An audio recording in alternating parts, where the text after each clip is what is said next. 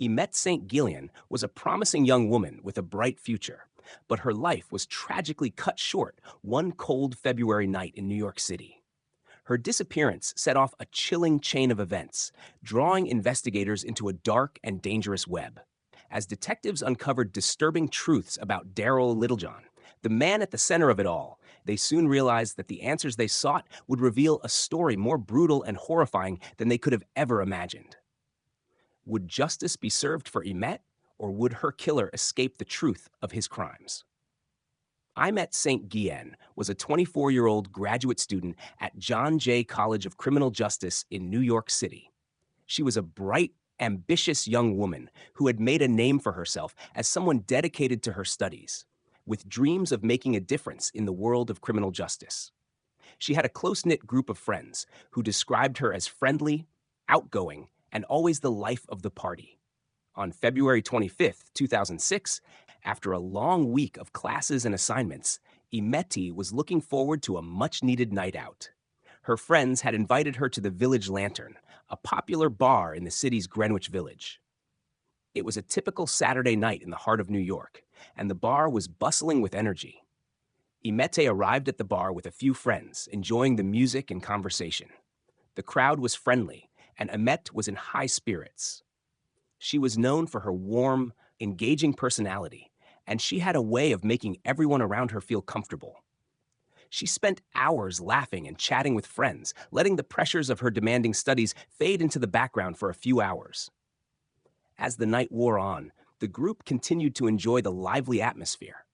But Imette, who had been feeling a little worn out from her academic pressures, decided it was time to call it a night. She said her goodbyes and left the bar shortly before closing time. Around 2 a.m., Imette left the Village Lantern and walked out into the cool night air. She made her way toward a nearby street corner to catch a cab home. This was a familiar routine for Imette, as she often took taxis when traveling around the city late at night. But on this night, something went terribly wrong. Imette was last seen getting into a yellow cab near the bar. It seemed like a simple decision, like any other night.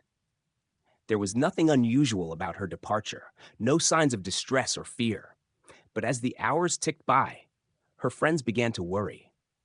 They hadn't heard from her since she left the bar, and she hadn't made it home. It wasn't until the following morning that the gravity of the situation began to sink in. Her friends tried calling her phone multiple times, but there was no answer. They knew something was wrong. By the time her parents, who lived in Long Island, were alerted, they too feared the worst. Imette had always kept in close contact with her family. For her to go silent for an entire night without any explanation was completely out of character.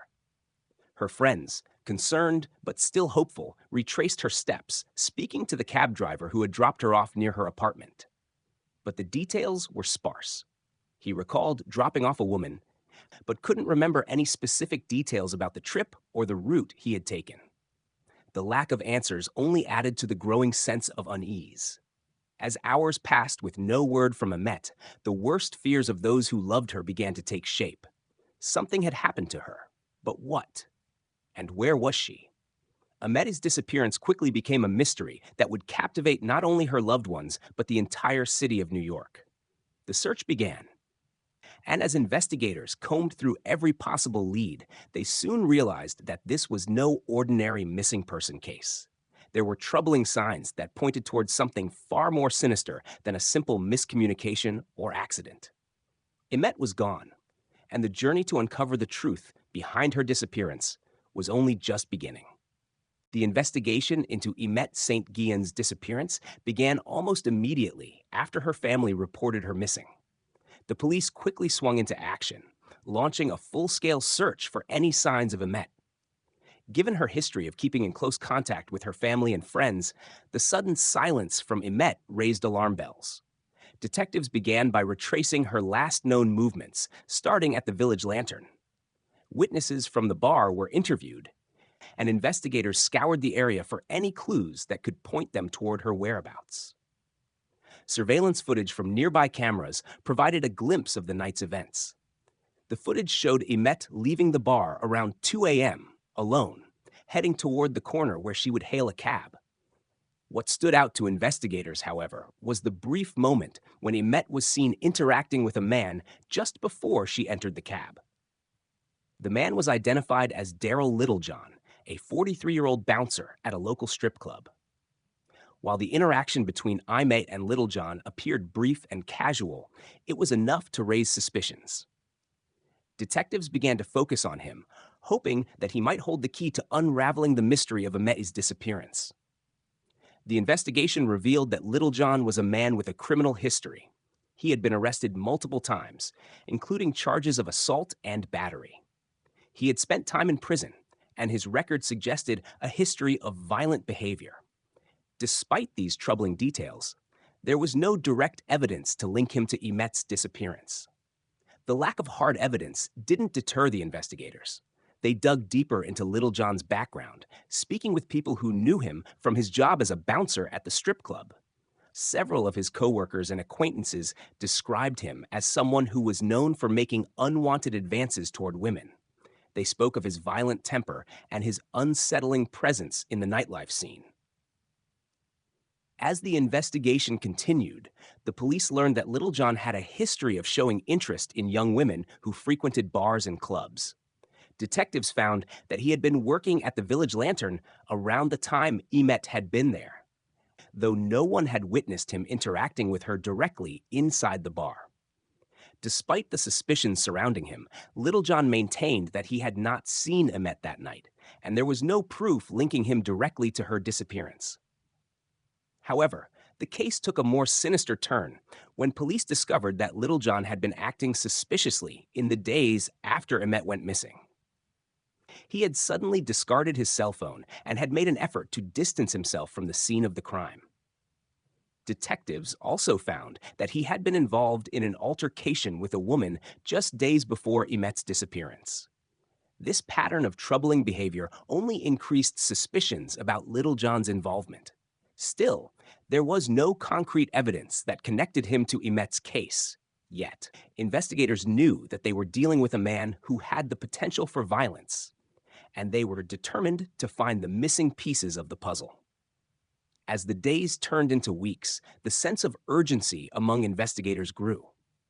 They knew that time was critical in missing persons cases, and they were becoming increasingly concerned that the clues they were gathering might not be enough to bring Imette home. With every passing day, the investigators dug deeper into Littlejohn's life, hoping that they would find the final link that would expose the truth.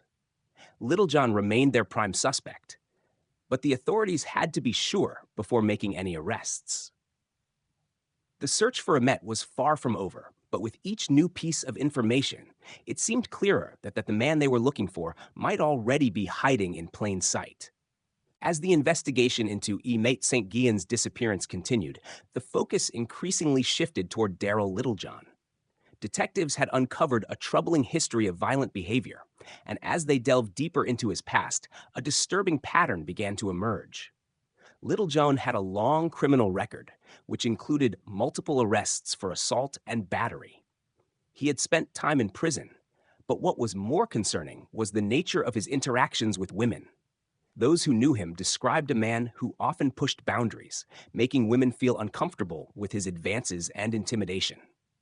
Despite these red flags, Littlejohn was still not directly connected to Imette's case. Investigators had no physical evidence tying him to her disappearance. Surveillance footage showed him speaking briefly to Imette outside the Village Lantern, but it wasn't enough to establish anything more than a casual interaction. In fact, it was unclear whether he had been part of her night out at all. Littlejohn insisted that he hadn't seen her that night, and there were no reports of any conflict between the two at the bar. But as detectives continued to dig into Littlejohn's background, more unsettling details began to surface. They learned that Littlejohn had been employed as a bouncer at a strip club for years, a position that put him in constant contact with young women. It seemed that Littlejohn had a particular interest in these women, often using his position of power to make them feel uncomfortable. Several women came forward with accounts of being harassed by him, reporting instances of unwanted attention, and in some cases, even physical aggression. Though none of these women had pressed charges, their stories painted a picture of a man who was accustomed to crossing boundaries without fear of consequences. Detectives also discovered that Littlejohn had a history of trying to isolate women from their friends. He would often invite women he found attractive to come with him to private areas of the clubs he worked at. In some cases, he had used his role as a bouncer to convince women to go with him after hours. These behaviors only added to the growing suspicion that Littlejohn may have had a dangerous agenda when it came to interacting with women in vulnerable situations. Littlejohn's actions raised more alarm bells for investigators. His history suggested that he had the potential to be violent, and his presence at the village lantern that night had been too coincidental to ignore. However, there was still a lack of hard evidence linking him directly to Imette's disappearance. As the investigation progressed, police turned to another strategy. They began to search for any connections between Littlejohn and other missing women, hoping to uncover a pattern that might link him to previous incidents. Detectives soon learned that Littlejohn had been involved in a disturbing altercation just days before Imette's disappearance. A woman who had been at the same strip club where Littlejohn worked reported that he had tried to follow her home after an aggressive interaction. The woman, who had managed to escape his advances, described feeling trapped and terrified. This incident was troubling not only because of its violent nature, but also because it occurred so close to the time when Imette had vanished. Though the evidence was still circumstantial, the investigators' concerns grew stronger. They now had a man with a known history of violence who had been seen interacting with Imette on the night she disappeared, and who had been acting suspiciously in the days that followed. The more they learned about Littlejohn, the clearer it became that he might be hiding something far darker. But without a breakthrough in the case, detectives knew they had to be careful. They were closing in on Littlejohn, but they needed more to prove he was involved in Imette's disappearance. The investigation was at a critical point, and the clock was ticking. Weeks passed with no sign of Imette St. Guillen, and as the case continued to gain attention, investigators grew increasingly desperate for a breakthrough. The search for her had extended beyond New York City, but there were still no solid leads. The sense of dread among her family and friends was palpable, as every day without answers deepened the mystery of her disappearance. It wasn't until a woman walking in a remote area of Brooklyn stumbled upon something horrific that the case took a dramatic turn. On the morning of March 9, 2006, a local resident was taking a walk along a wooded path when she noticed something strange lying near the bushes. At first glance, it seemed like just another discarded piece of debris, but as she got closer, the shocking reality set in. It was the body of a woman. The woman was badly beaten, her clothing torn, and her body discarded in a way that suggested someone had gone to great lengths to hide her. It was a disturbing sight, but the woman's face and features were still identifiable. Authorities were quickly contacted, and the scene was secured. When investigators arrived at the scene, they immediately recognized the gravity of the situation. Forensic teams began their work, meticulously documenting the crime scene. It didn't take long for them to identify the victim, Imette St. Guillen. The news sent shockwaves through the city. After weeks of searching, the case had finally taken a horrifying turn. Imette had been found, but she was no longer alive. The manner in which she had been left, abandoned and discarded in such a remote location, suggested that whoever was responsible had no regard for her life. The forensic evidence revealed just how brutal the crime had been. Imette had been sexually assaulted and then killed. The level of violence was shocking, and the details of the attack sent a clear message. This was no random act of violence. It was a carefully planned and executed crime. The investigation into Imette's murder quickly zeroed in on Darryl Littlejohn, who was now the primary suspect. The evidence was mounting against him, and it seemed more likely than ever that he had played a role in her death. DNA evidence recovered from Imette's body, and the crime scene was soon analyzed, confirming the connection to Littlejohn. The forensic team found traces of his DNA, which had been left behind during the attack. This was the crucial piece of evidence that investigators had been waiting for. With the DNA linking Littlejohn to the crime, the case against him began to solidify. Authorities were no longer dealing with a missing persons case. They were investigating a brutal murder. As the investigation continued, detectives uncovered more pieces of evidence that pointed directly to Littlejohn's involvement. They discovered that he had been seen in the area where Imette's body was found in the days leading up to her disappearance. Further analysis of his movements during that time revealed that he had been in the vicinity of the crime scene multiple times. This, combined with the DNA evidence, left little doubt that he was responsible for Imette's murder. The discovery of Imette's body was a devastating blow to her family, but it also marked a turning point in the case. With the mounting evidence against Littlejohn, authorities were able to move forward with the investigation and arrest him. For Imette's loved ones, the discovery of her body brought some sense of closure, but it also deepened their grief. The person responsible for her death had been hiding in plain sight, and the chilling truth about her final hours was now coming to light. The search for justice was far from over, but with the evidence at hand, the case was moving toward a final resolution. The arrest of Darryl Littlejohn marked a pivotal moment in the investigation into Imette St. Guillen's tragic death. With overwhelming forensic evidence linking him to the crime, the case entered a new phase as the legal process began. For Imette's family, it was a bittersweet victory. While they were finally seeing justice move forward, the pain of losing her in such a horrific way would never fade. Her parents, friends, and loved ones prepared themselves for the long and difficult journey through the judicial system, hoping that the man who had stolen Imette's life would never see the outside of a prison cell again. The trial began in 2008, nearly 2 years after Imette's death. The courtroom was filled with emotion as Imette's family members, along with the prosecution and defense, all gathered for what would be a hard-fought battle. Prosecutors presented a mountain of evidence, including the damning DNA found at the crime scene, Littlejohn's criminal history, and his suspicious behavior in the days following Imette's disappearance. They painted a clear picture of a man who had used his position of power as a bouncer to prey on vulnerable women, ultimately targeting Imette that night. The prosecution's case was strong, and it seemed inevitable that Littlejohn would be convicted. However, the defense team fought back with all they had. They attempted to cast doubt on the DNA evidence, arguing that it could have been contaminated or that it wasn't enough to definitively prove that Littlejohn was the killer. They tried to portray their client as a man who had been wrongly accused, desperately attempting to create uncertainty in the minds of the jurors. But the evidence was irrefutable. Forensic experts testified that the DNA recovered from Imette's body was a direct match to Littlejohn, and no amount of cross-examination could change that fact. As the trial progressed, the emotional toll on Imette's family was evident. Her parents, who had been tirelessly fighting for justice, found it difficult to sit through the graphic details of their daughter's brutal murder.